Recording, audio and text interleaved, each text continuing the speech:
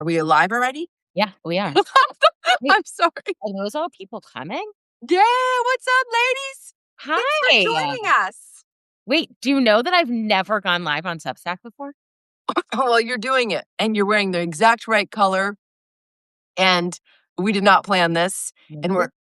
we're and you're doing awesome. And what's awesome about going live in Substack is you can still like. I want to hear what people's relationship to play is. That is my question as you join us. I'm a playful person. Yes, you are. We're just meeting. I don't know your relationship to play other than your Brigham wrote the book on it. Yeah, yeah. And I can't wait to hear from you also about what it looks like when the spicy one is having a hard time with play. Because I think you're going to say this, but I don't know. But I think a lot of parents, in my experience of spicy ones, if their kid has a hard time with play at first, they think that their kid is just someone who like can't really play, or maybe they're just not that creative when it's actually the complete opposite and they might need it more than anyone else. So I This can't. feels like a leading question. I want to know your thoughts on this first, and then I'm going to, but let's just back up. I'm Mary Van Geffen, the parenting coach for the spicy ones, and I define spicy one as any kid who seems to need more than you have the capacity to give and is taking you on a journey to either dislike your child or figure out what the heck's going on. And I went on that journey. My mother is maybe still on it, hard to say. I also define strong willed are spicy ones as strong-willed kids, basically people with a temperament that is inflexible, highly reactive and emotional, and persistent when they dictate what they're doing, which is kind of my answer to what you just asked. Tell us a little bit about you for those that are joining from my audience. Yeah, sure. I'm Lizzie Asa. I am the founder of the Workspace for Children and the author of But I'm Bored. And I love to help parents use play, especially independent play, to really understand who their kids are and help them help their kids to create a world that they have some control back and some autonomy back. And I think that's where our intersection is going to be really great because I am not an expert on spicy kids, although I think I might have 2 of my 3 might be. Well, and you might be a spicy one because I mean, it I think so too. it takes a lot to get your voice out there, and it's a little That's right. neurodivergent to be like, hey, look at me on film, let me tell you about, like, it takes you know what, hey, I'm just going to share what I have, and haters be damned. Yeah. And we're book sisters because I think you're January, what was your I think I launch was date? January 13th. I should know. Tell me that's not a Friday. It wasn't a Friday. It was. Okay. And I just launched yesterday, so these are brand new books But out in the parent sphere. And I guess I wanted to know, have you always been a playful person, or did you have to learn to be playful? And that's what this book is. so I think, I was a kid who was horrible at school. My teachers hated me. I was like the kid who talked too much. I was too social. I didn't get very good grades. School gave me really bad anxiety, but what really saved me was playing in the woods and playing in the backyard with my siblings, making art at the art table, and like really being someone who could shine in play. And so I have always, and then I became a preschool teacher. I have a master's from the Bank Street School. And I became someone who, quote unquote, like, I love the bad kids. Like, I love You the love bad. the bad kids? They're Oh, my favorite, always. Like, anyone who knows me in real life knows, like, those are my people. I love them, and I love helping them find confidence through play. I think it's not only so important for their parents to give them back bandwidth because Lord knows we need it, but also because it's really so useful for the entire family dynamic. mm, that's an amazing backstory. Yeah. And so then that means you come with some pre-wisdom on the question you asked me, which is, say it again. Let me I marinate in it. you. Do you think that spicy ones are kids who can play independently? Do you think they're kids who need independent play? Or do you think like that's just too tricky for some kids? Oh, I think every child needs independent play and needs to be the captain of their own ship. And spicy comes in a lot of different flavors, right? So there are kids that have a whole thing going on um, inside where there's so much imagination and deep thought and like space happening, and you might not be able to see like the product of their play. And then there's kids who dictate and make their parents feel like losers because like, no, not like that, like this, no, like that. And they're processing all their control issues. And then there's spicy ones who do dark things to toys and leave moms clutching their pearls. I Oh, was I could tell you some stories, Mary. bet you could. And I don't have a problem with that. I think that I love it's it. adults who believe, no, no, no, no, this is what you do with a baby doll.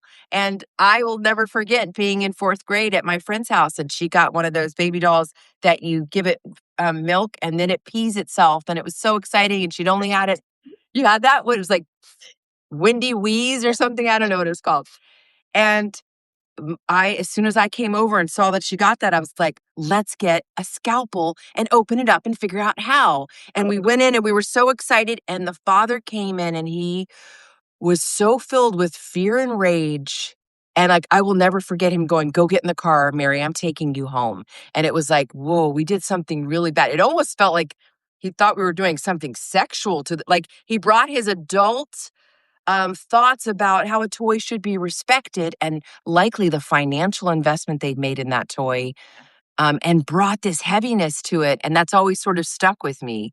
Yep. Do you have stories like that?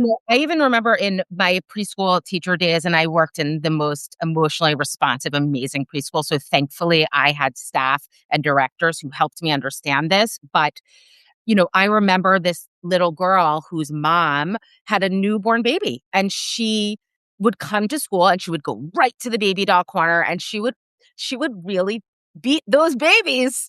And and the other teachers were like, she's not allowed to do that. That's not how we do that. And it was so wonderful to be able to show them, like, no, she actually really needs this opportunity to take control back. And, she's not hurting a real baby. She's just using play to process her feelings. And that's the most important thing. And when we put our adult notions into their play, it can get a little dicey. Yeah. And I mean, if you think about it, you can go pay somebody $250 for them to do play therapy with your kid, and your kid will have the space to be destructive, or to like, no, he can't. Like there's also a lot of like they're processing what's happening at school, and when they're out of your realm and they're like, no, you can't play with us. And I used to be like, why can't the other doll play Yeah. with you? Like it would feel like, is this an indication of a bad seed? I mean, that's my journey, is that I was like, something is wrong with my child. Will somebody who's a professional tell me? And it's like, there is such a wide realm of normal. And when somebody is playing, they are working through stuff. Right. And I love that the name of your book is um like a complaint people hear, but I'm bored. As if boredom it is suffering, but as if it were a suffering that we as the parent are responsible for solving. How did you come up with this title, and what are your thoughts on the So phrase, one but I'm bored? something that is so important in my work is really helping parents understand that kids need the mental space to be bored and to create their own space and world. Now, that's going to look different for every single kid, right? Some kid, you're going to reserve space for them to be bored and they might, knock down the house. Um, and so there's nuance to this. But they Like all you might need a different environment for that boredom to happen. But what I really want to shift for parents is that fear and guilt response that we all have when our kids say, but I'm bored. For a lot of parents, we end up thinking, oh no, I should have signed them up for that extra enrichment. Or, Mhm. gosh, the neighbors' kids are playing club this and club that, and, all of these things. And I really want to flip the script on that and say to parents, wow, this is awesome. You have reserved the time and the space for your kid to get uncomfortable and get bored in a kind of safe environment, right? So that they can then start to create their own world. And even to your point of what you were saying about watching kids play exclusion games, something I love to say to parents is take any old dollhouse that you have kicking around or get one at the thrift store. Put it, if you have a preschooler or a toddler, put it on your coffee table, put it on your kitchen table with just a few dolls, and you will watch them process like what goes on at school. Like we're all like, what'd you do at school today? Did you play with this person? Were you nice? Did you share? And they just kind of shut down. But if Right. you really want to know what your child is sort of grappling with and what feels really important to them, watch them play. Watch them play without judgment. And I Yeah, and think it's not a direct it's not like, "Hey, show me what happened at school today." It's not that direct. It's it's not just even, "Come, it's time to play with the dollhouse." It's for real. I mean, it's really just, yes. this dollhouse is here, and if they end up going to it, which I'm pretty sure they will, um, it's there, right? And I think, I love how you talk about connection over control, and I think at the basis of independent play is this really deep connection with understanding who your child is, what makes them tick, and when they are someone who can play independently and create their own world, you as the adult get to really understand kind of who they are. And that makes a huge difference in your relationship. It's a beautiful thing to observe, and I think that there's a lot of moms, the spicy ones, though, who are trapped in a sort of performance anxiety scenario where it's like, "But I don't know how to do it the way this kid likes it." And you not doing it the way they like it is actually part of the play. You're Yes. doing great. You're doing great. And also, don't think you're gonna go and you reminded me this with with a great post you did the other day on Instagram. Don't go set up a playroom. Um, don't go put it in some other space. Put it right next to you. That is independent play, that they might be working through something, but knowing that you're there and they're not alone, and then they come back. Otherwise, they're just gonna drag everything into the kitchen. So, I mean, just I think, like, can you define what you mean by independent play? Yeah, sure. Independent play is something that comes directly from your child. It's their idea, it's on their terms. It's not a project, it's not a craft. There's no outcome that you've decided on that they're going to complete. Independent play can be anything from your child spinning around in circles because that feels good in their body and thinking about their day because they feel like doing that. That is independent play just as much as, you're the child you see sitting with blocks and the dollhouse and built it. Both things are independent play. There are just so many different ways. And, in my book, there's a section about observing your child to sort of learn how to set them up for successful play. Because if you have your child who loves to like crash things down and like move in big ways, and you're going to set up a little area for them to play in with like dainty little figures and Yo, my daughter did not like miniatures. I wanted her to. no, thank you. Like, that's not successful for them. That's frustrating, annoying, and they don't wanna do it, right? The other thing, as you were saying, especially about, when you're playing with your kid and they're bossing you around and you're not doing it right, I think I wanna help parents also understand their role in their child's play, and I wanna encourage them to be more of a mirror, and not an entertainer. This is a really big one. I think a lot of us think I need to play with my child, and they come over and they say like, "Mommy, be the puppy," and you start barking and entertaining them, and they're like, "You're doing it wrong," and or they love it and they're laughing, but now you're in charge of the game. You're Now it's a passive scenario where they're not working out all the stuff they need to work out. And you see dads do this. No offense, guys. But dads are like, it's showtime. Ba-da-da-da-da-da-da. And like that kid has not had a chance to work out the fact that so and so wouldn't play with them today, or to try to figure out what it feels like to pull taffy, or whatever it is. We need to really like go back into the woodwork. And what does that look like? Like, what words would you say if somebody was like, "I want to play the thing where you're the puppy"? Yeah, I would say, "Awesome. What does the puppy do? Tell me what the puppy does." All you wanna keep doing is putting it back on their plate. It's their idea. You're there, but you're sort of like an extra in the show. You are not the lead actor. And so they are the director. They are the lead. You are the mirror. So really anything they give to you, okay, yep, and then put it back on them. And will they sometimes get frustrated if they're used to being entertained? Yes. Mhm. Independent play is a skill. It takes time and practice. If your kid doesn't like it in the beginning, that's so super normal. It doesn't mean like they're not creative or they can't play.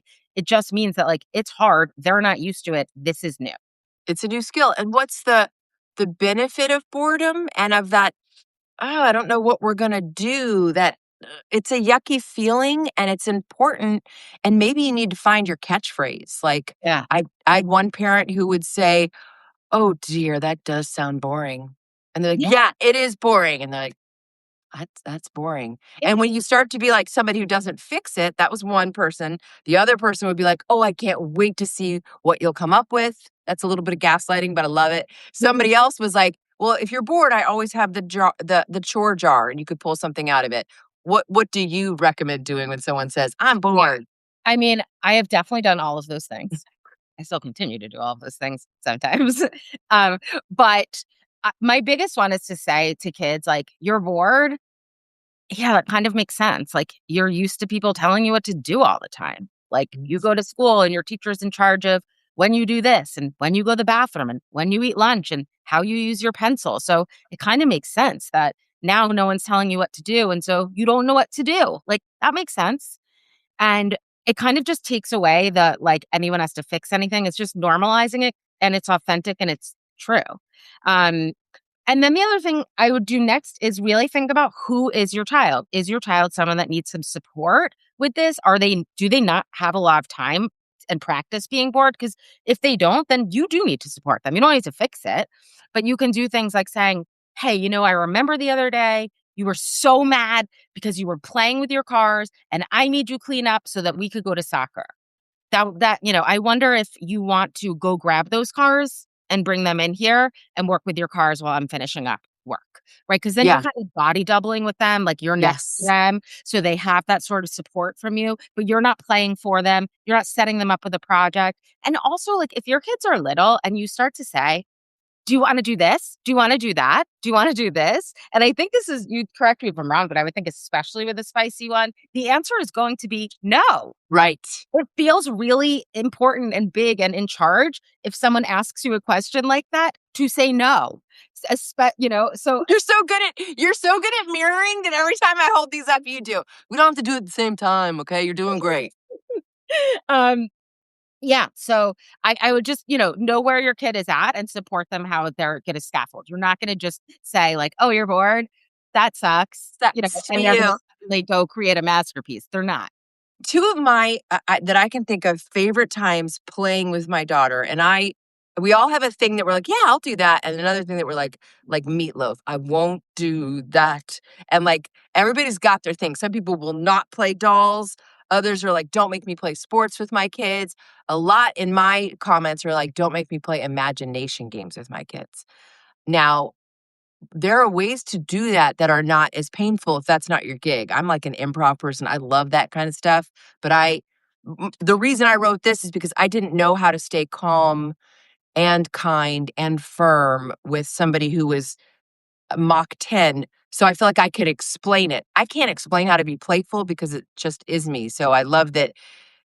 I think sometimes you need to get your advice from somebody who couldn't do it so they figured out how to do it. But there's two times I remember playing, and one was I just was, like, making a soup, and I'm so bad at cooking because I have ADHD and there's so many steps, and my daughter was like, "Can we, can we?" And I was like, "No, right now I'm the evil stepmom," and she was like, "What?" And I was like, "I'm the evil stepmom." I did nothing else different other than name who I was, and she was like, "Come on, little brother, we've gotta do this," and they're going over, and I'm like, "Do whatever the hell you want." Every once in a while, they would come over, and I'd be like, "Ugh, I love to eat kids."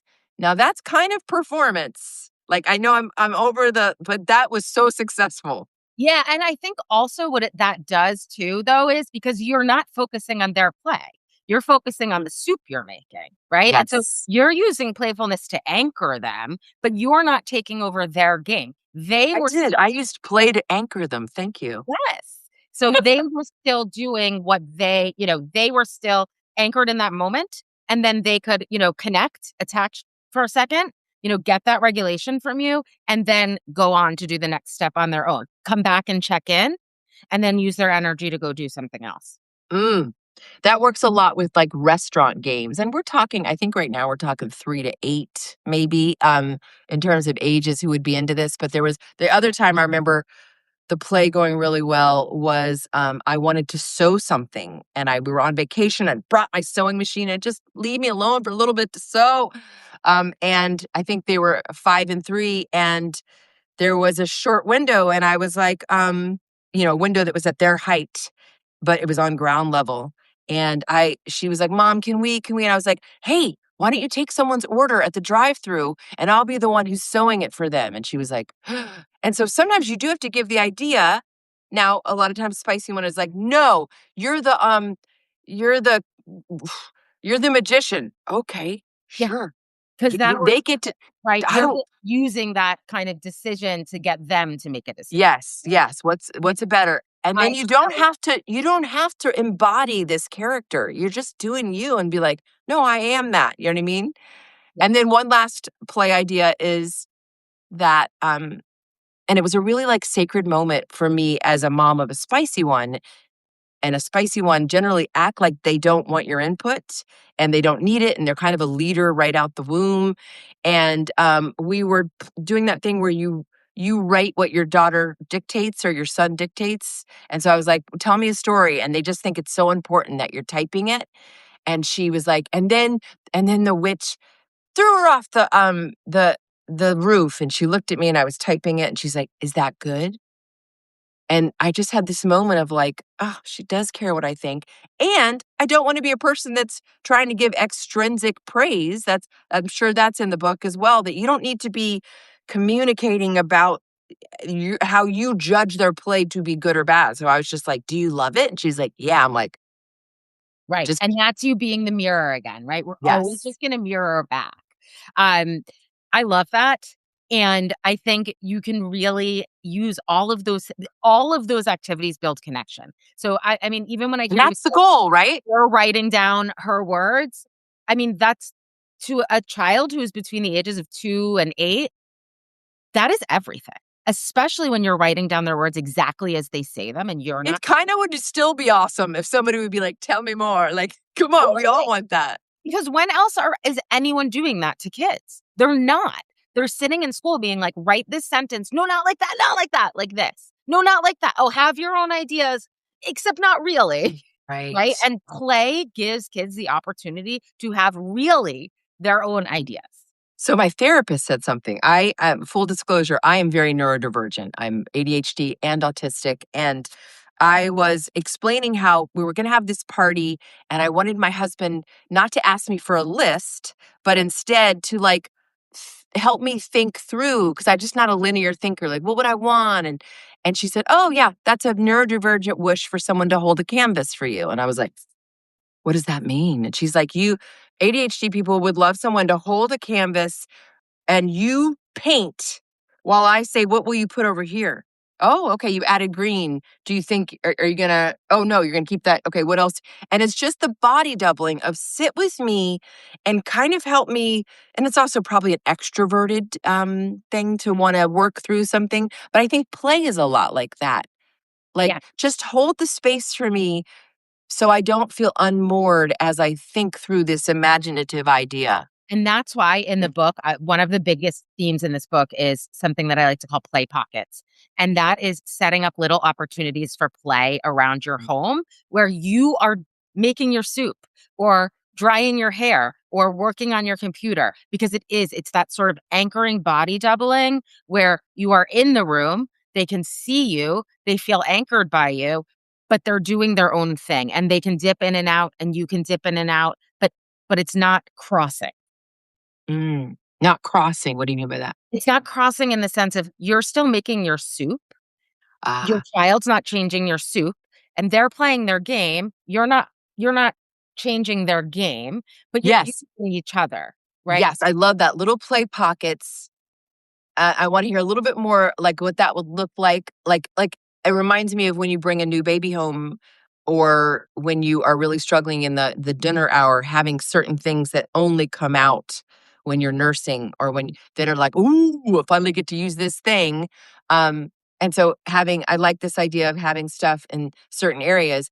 I want to make The I want to invite parents to not feel the need to comment on the play because there's this thing where it's like, "Oh, look at you. You're doing this." Like we saw our preschool teachers narrating, which can be very powerful to help someone learn how to talk, but it is intrusive. Speak on that.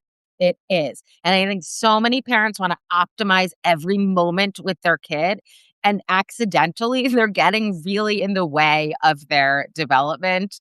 And so I want you to really take a pause. You don't have to comment out loud. What you can do is what I like to call closing the loop later. So that's when you observe your kids play, mm, zipped, and then later at dinner or at bath time, you can say to your partner out loud, "Hey, you know what?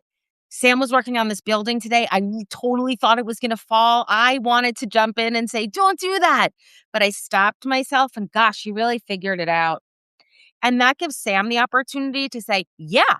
And then XYZ. Or if Sam doesn't feel like it, Sam can just sit in that because it Mm. belongs to him.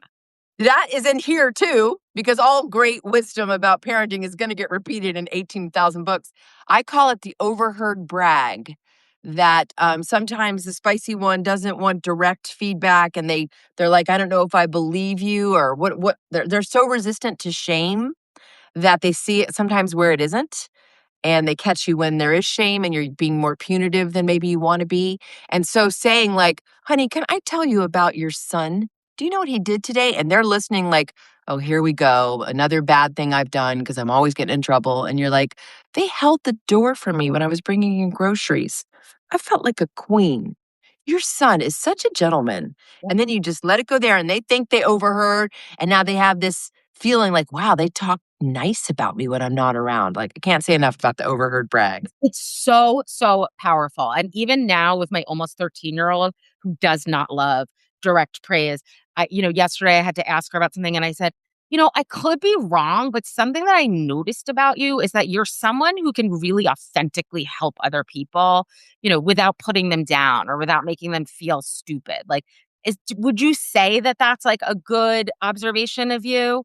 Because then I could sort of give her that and it's true, but she could still be in charge of it, right? Like, she could still be like, Yes. "No, mom, actually," whatever, and I would allow that, right? I would be like, "Oh, that's just something like." Yeah, she gets to define who she is, and what you're doing, I also talk about in here, which is playing with language to get around demand avoidance. Yes, it's everything in this house right now. Everything. You're a goddess because that is pretty smart to also leave it's therapeutic. I mean, in the end when we're doing our best parenting, we're acting like coaches. Yep. We are helping somebody get to know themselves better but be in charge of who they are. And when you have a spicy one and you figure it out early enough, the teen years are not they're not bad. They're actually super fun because every teenager is a spicy one. And so you've already like, oh, girl, I've been doing it for 10 years of letting this person have autonomy and collaborating and not looking for first time compliance, but focusing more on the relationship. And so that's just amazing. And I'm proud of you. Yeah, I love that about you because there's so much out there that says like, "Oh, just wait until the teenage years," or it reminds me almost of that like terrible twos kind of stuff. And I Yes. have an 18-year-old, a 16-year-old, and a 13-year-old, and I am someone who loved the early childhood years. And let me tell you, I love my teens. I love them. They make fun of me, but they also are like so nice to me. Like I adore them. And I just hope all parents really know, like, go all in on your relationship because it really matters. I'm like, I adore my kids. Yeah, and I think anybody watching this adores their kids, Yes. but sometimes they're lacking the communication skills, the leadership skills, and there's some wounding from your own childhood, and I get into that, the inner child. Somebody said, "This was like 10 years of therapy packed in one book," and I was like, "Great, because 'cause I'm not a therapist. I'm just a mom and a coach and, simplicity parenting counselor," which I wonder, are you? Some of what you're saying reminds me of simplicity parenting. Maybe. You're so beyond that. I feel like 15 years ago, I became a simplicity parenting counselor. And it was all about less is more. The less toys in a child's environment, the deeper the play. And that really resonated for me.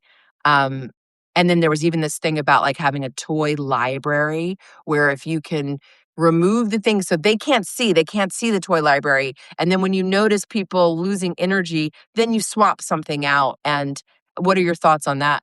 I love that. And I do talk about this a little bit in the book. I think that toy rotation has become such an overwhelming thing on the internet that if it works for you, toy rotation, which is, kind of what you're saying with the toy library, but kind of on steroids because you're going to take away all the toys, you're going to put them all away neatly in their spot, and then you're going to come back and you're going to put, all new toys out. And it doesn't have to be that, right? But Right. I think it can feel really overwhelming for parents who are already really overwhelmed. And so And if I you have ADHD, you forget that these toys exist because they're not in your face. Yeah, and I just want you to think about any time that you have been like, "I'm gonna clean out the playroom today," and you have the donation pile, and then suddenly your kid is, like, obsessed with those toys, like, they love those toys. And that's why I kind of love play pockets because you don't have to do the overwhelm of cleaning out your whole playroom and rotating all the toys. You can just, like, rotate out one play pocket if it's not working for you anymore. Like, I just I I love that you're explaining this because when I looked at your recent post on Substack, my brain said Polly Pockets. Oh, she's repping Polly Pockets. Good luck to her.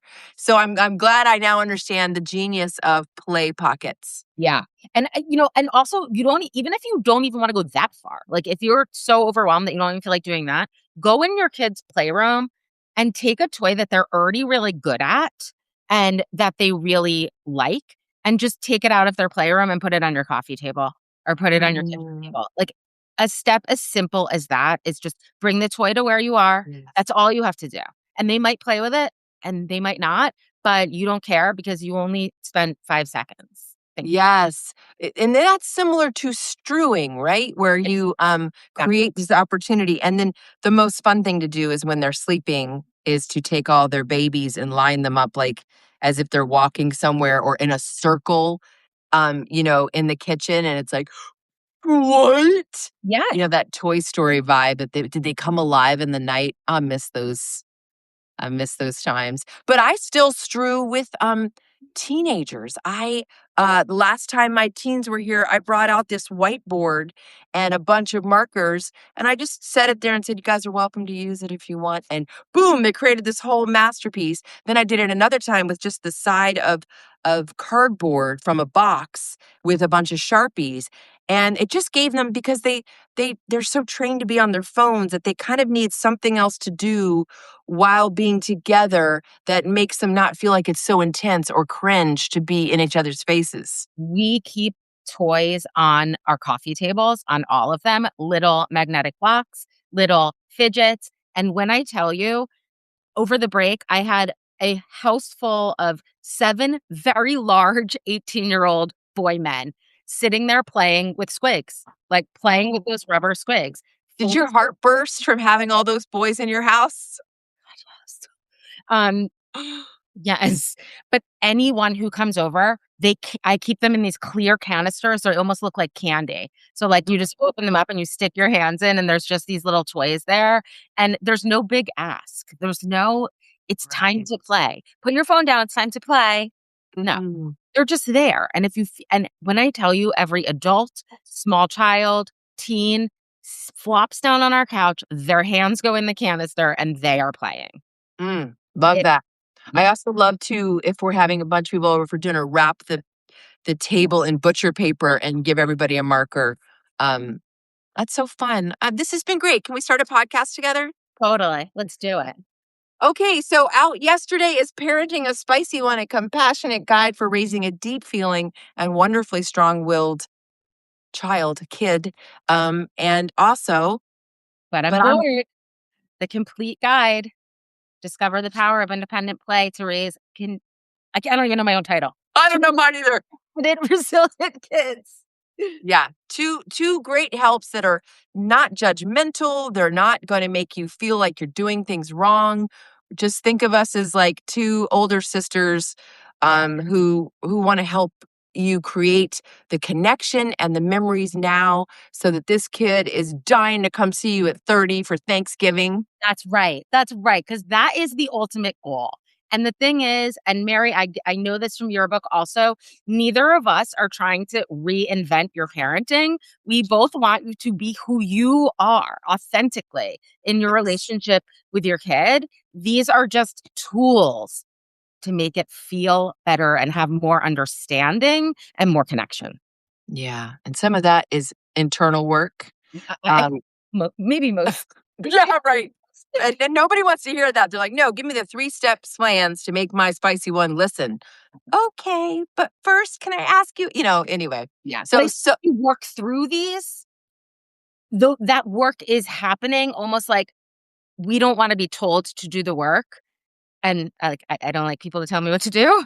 But yeah. as you Oh, go through these books, you're doing the work. yes. Yes, you are. And way to go even just listening to a little talk on parenting. Like I know that we are talking to the cream de la creme of the parents because it's hard being conscious, it's hard being self-reflective, it's hard seeing the gap between what you want for your family. I want to be a playful family. I want to be patient with my kid. I want to like my kid, but I'm here. It's really hard to see that gap. And so I'm just proud of you for listening to a conversation and thinking about it.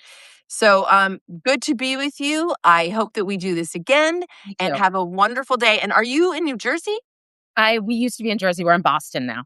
Boston. Okay. I'm just loving the East Coast. Like when you said, zip it, zip it is so East Coast. I was raised in Maryland and it's like nobody says zip it now in California. Okay. It's funny. I did have a friend who would say cool your jets. She was in California. That. I sometimes say that maybe. Okay. Much love to everyone. Talk to you soon. Bye. Bye.